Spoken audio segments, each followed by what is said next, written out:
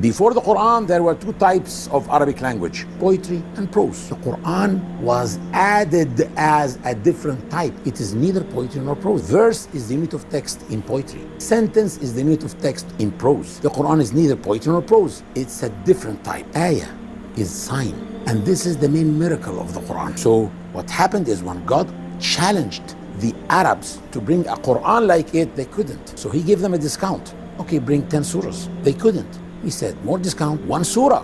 One of the surahs of the Quran is only 10 words. Surah Al-Kawthar. They still couldn't, though many of them were great poets. Why didn't they dare to do that? Because they saw that the Quran is different. It's like a different language using the same letter set and same words of their language, but it's like a different language. They don't know how to do that. So it's a different formula, different construction of the language. Before the Quran, there were two types of...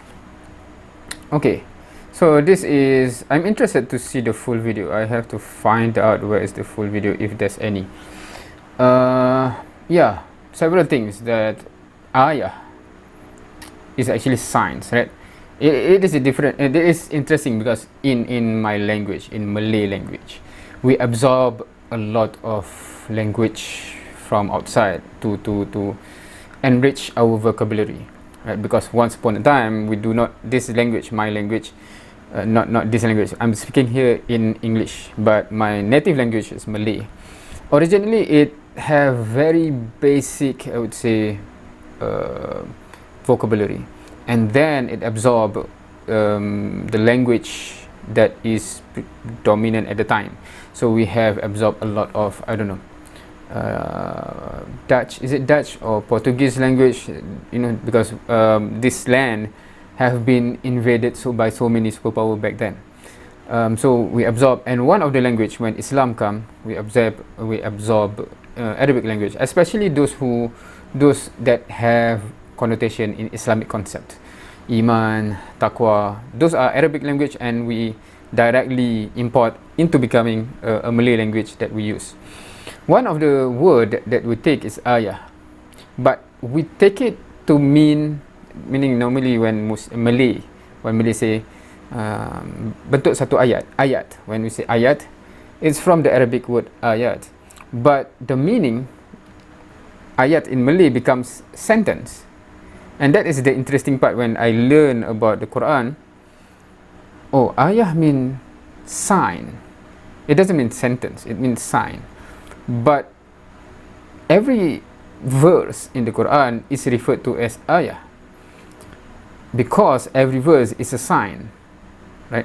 And this short clip spoke a bit about, you know, the miraculous nature of the linguistic miracle of the Quran itself, that every single verse is a sign that this is not from human being, right?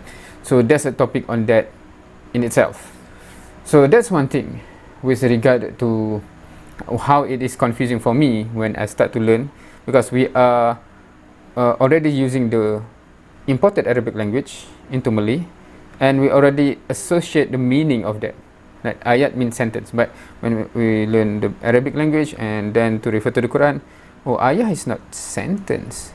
Because, case in point, if you look at, because I'm not prepared to bring example, but if you're familiar with the Quran, for example, in Malay we call ayat 1000 dinar, right? The verse or sentence of 1000 dinar. If you look at that full sentence, quote-unquote sentence, it is not actually one verse. It is one verse plus the ending of the previous verse, right? So if you read the meaning, then that becomes the complete sentence, but it is not actually one verse. If you refer to the verse in the Quran, it's one plus. It's not two verse, it's not one, it's one plus. It takes like a quarter of the previous verse, and it starts there. So that's interesting in the sense that, okay, a complete sentence is not one verse, it's made up of more than one verse. And then you have a verse that is so long. One of the longest verse in the Quran is 1 page long. That's the verse, right? But if you read those long verses, sometimes it's comprised of multiple sentences in the normal, when we talk in normal sentences. That verse, if you read, you can see that here is like a stop, here is like stop, so meaning that it comprises of multiple sentences. So there's a verse, or there's an ayah that is made up of multiple verses or multiple sentences, while there are multiple verse that makes one sentence. So it's not equivalent then. Yeah, so that's the interesting part. And of course, I hope I can find some interesting video that goes about this, where they can explain much better than me. So that is where I think when you start to dig it deeper, you would realize how true when the Quran challenge, can anyone produce a surah like it, because it is such a unique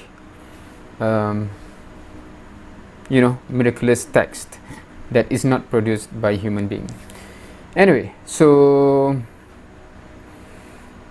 anyone, maybe I should find a video that talks specifically on this and react to it. If you wish for that, or if you have any suggestion, feel free to share the suggestion. Thank you for watching. See you next time.